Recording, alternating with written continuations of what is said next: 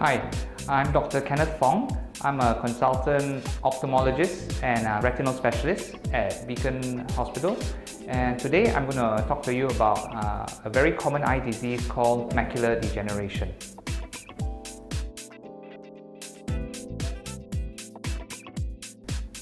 This is a model of your eye.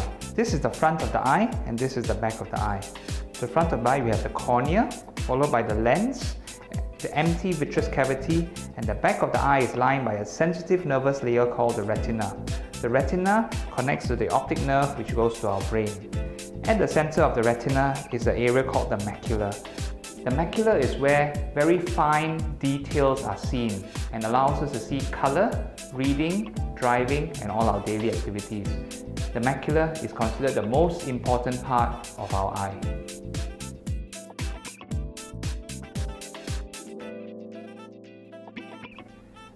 Macular degeneration is the most common cause of visual loss among our elderly population above the age of 60 years. It causes central loss of vision and may be irreversible. There are two types of macular degeneration. The first and most common type is called dry macular degeneration. It happens in 80% of patients. The second and more serious type is called wet macular degeneration and occurs in the remaining 20% of patients. Patients with dry macular degeneration may not notice any loss of vision as the disease progresses very slowly.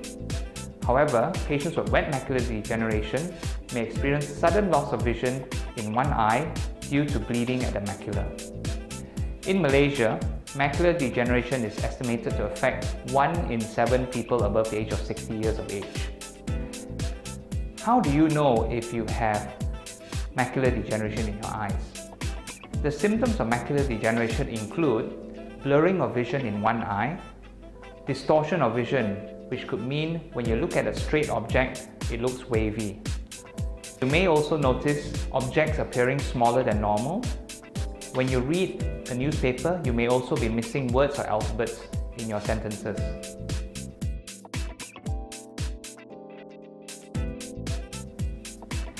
In Beacon Hospital, we offer a whole range of treatment options for macular degeneration. The first treatment option is injection, the second treatment option is laser, and the third treatment option is vitreoretinal surgery for the most severe cases of macular degeneration. The most common way to treat macular degeneration is by having injections in your eye. It sounds very painful and horrible, but actually many patients find it very comfortable and painless. These injections are special antibody drugs that are designed to stop bleeding at the back of the macula. These drugs have to be injected once every 6 weeks for a period of about 6 months to a year, depending on how the patient progresses.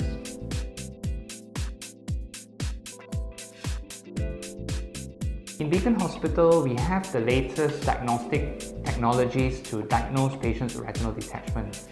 We have an optical coherence tomographer, which is a specialized machine that can scan your retina in very fine slices to look for very early signs of macular degeneration. This is combined with a full color photograph of your retina, which allows very accurate diagnosis of macular degeneration. Many patients in the public are unaware they have macular degeneration, and there are simple screening tools we can use to diagnose signs of macular degeneration. One of the easiest ways to diagnose macular degeneration is by using an Amsler grid chart, which is a grid of square lines that you need to look at once a week. The most important thing is to cover one eye at a time and focus on the black dot in the middle. If the straight lines appear distorted, blurred, or wavy, please consult your nearest eye specialist to make sure you don't have any signs of any macular disease.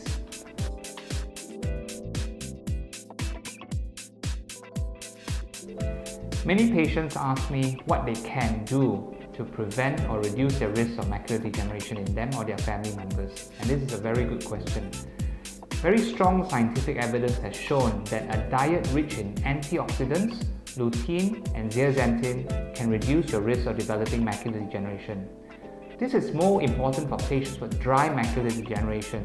If you take a diet rich in antioxidants, lutein and zeaxanthin, you can reduce your risk of having wet macular degeneration by more than 30%. By making small changes in our diet in our day-to-day life, you can make a big difference to protecting your eyes. If you are a smoker, stopping smoking also reduces your risk of macular degeneration in the future. If you're overweight or obese, losing weight and controlling your blood pressure and cholesterol also has been shown to help reduce your risk of macular degeneration.